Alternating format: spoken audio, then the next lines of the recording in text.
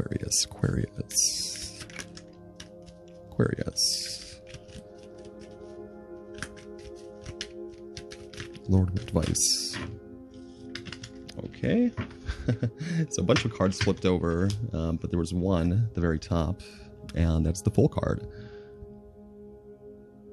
Huh. Well, it definitely makes sense. You know, this is Aquarius's, well, a very important year for Aquarius, that's for sure. Specifically Aquarius risings, but, you know, if you have a lot of planets in Aquarius, this certainly, you know, the transits going on right now should apply to you somewhat. You have Saturn and Jupiter in your first house. You know, this is a very big deal. It's a grand new cycle beginning in your life concerning something. I mean, concerning something big, rather. So yeah, you know, coming out of this 12th house transit, you know, this jester here, he's like blue purple. It's like he's been inactive or possibly, you know, totally inactive for a while. But now, you know, he's full of energy. You know, this is a brand new beginning in something.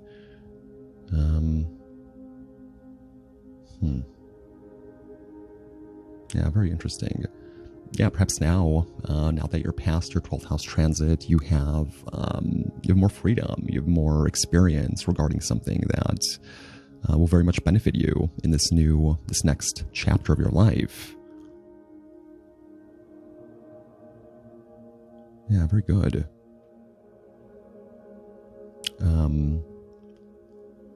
Yeah, I believe, yeah, Taurus is your, I believe, your 4th house. Yes, there may have been some tension within the home regarding family, perhaps your mother, perhaps your home, your where you grew up, something like that.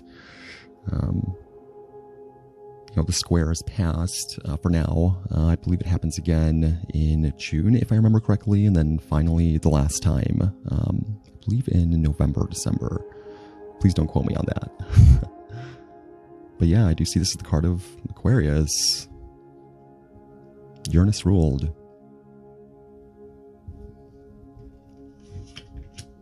Okay, so under that, you have the Knight of Pentacles. So yeah, this can possibly be concerning work. This can be concerning, perhaps something that you put work into. You know, maybe you want to start a new job, or maybe you want to do a side hustle or something like that.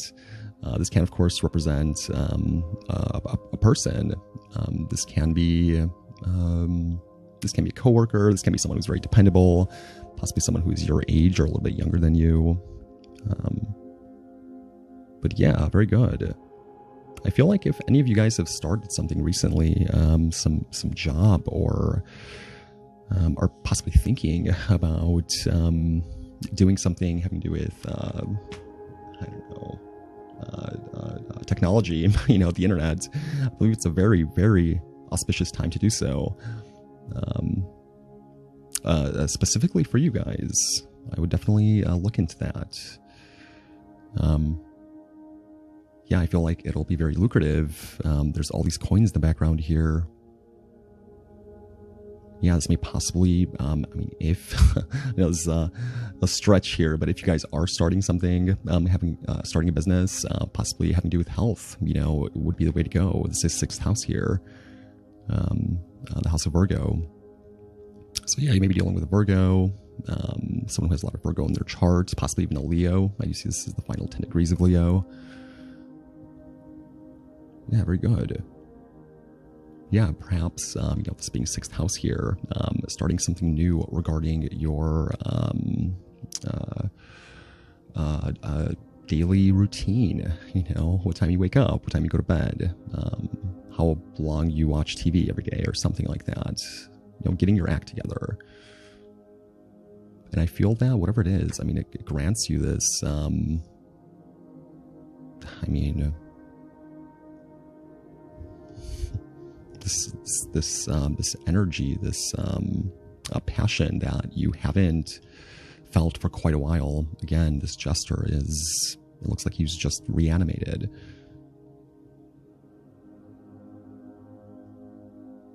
I feel whatever this is, it's not going to be wishy-washy. The Knight of Pentacles is certainly not wishy-washy. But at the same time, it's not, some people call the Knight of Pentacles boring or, predictable. While it is, the Knight of Pentacles, the Knight suit itself is ruled by fire. This is fire and earth. This is more of a passionate, driven Knight. So yeah, definitely something you could depend on, whatever this is concerning.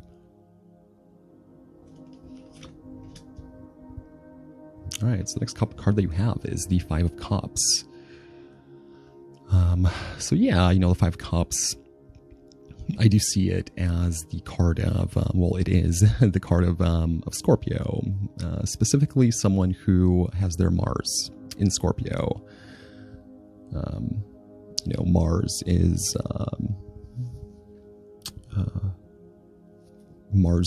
the official ruling planet of Scorpio, traditionally, Mars and Pluto.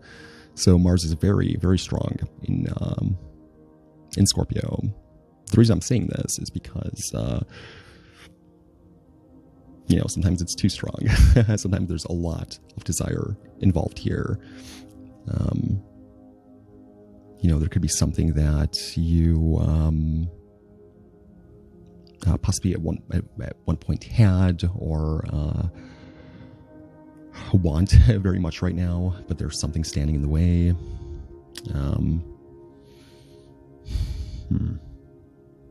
Yeah, the lesson with this card is to meditate. To be honest, meditate, go within. Don't allow external situations influence you this much, for sure. Mars and Scorpio is a good placement, but again, there's just too much desire. It is 8th house, so perhaps this has something to do with money. Maybe this is what's concerning. There were financial issues, and now you want to start something new or try to branch off. Yeah, it's the same color, nearly the same color as this jester here. It's like the jester's a little bit lighter than this blue in the card here. So yeah, there could definitely be something here that is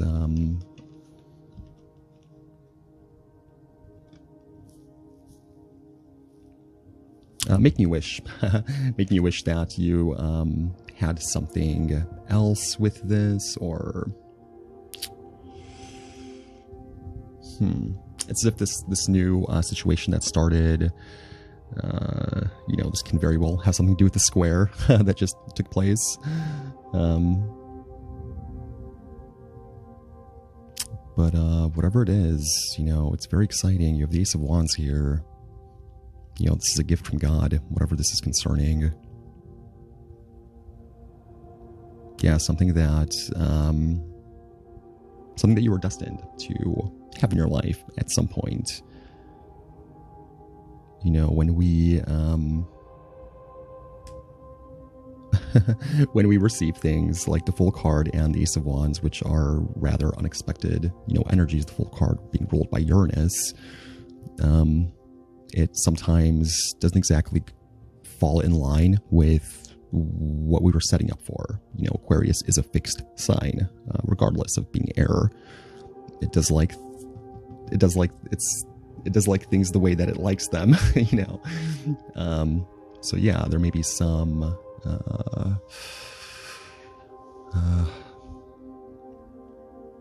level of you not expecting this, or something like that, or possibly someone who you're involved with not expecting this to happen exactly the way that it's taking place.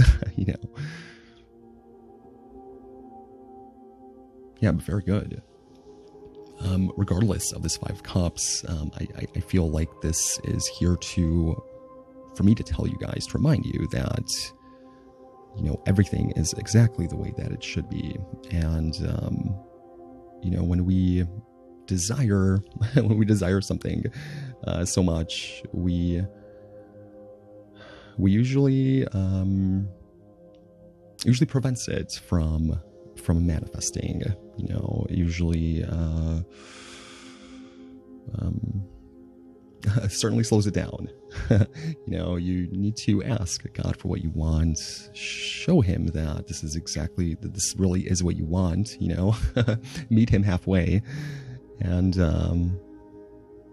you know, and you'll get it. You know, the Five of Cups is all about, you know, distractions.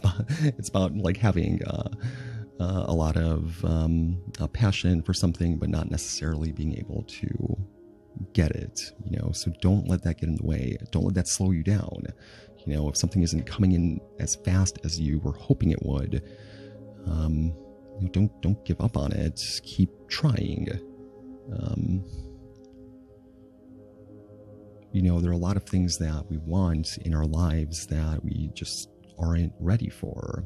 And, you know, the universe tries to get it for us, but we just don't understand the way that it works, you know. And some of the things that start happening can seem counterproductive to what it is that you're asking for, and that sometimes makes people stop believing or expecting, or, you know, what have you. So certainly don't let that happen. And yeah, I think things will go very well for you. Yeah, for some of you guys, this Five Cups may be concerning. Maybe an 8th house matter, perhaps taxes, or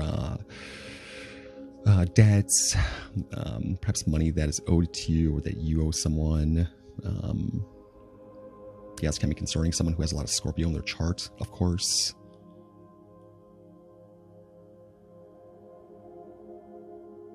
But yeah, overall, very good. Yeah, Aquarius, thank you.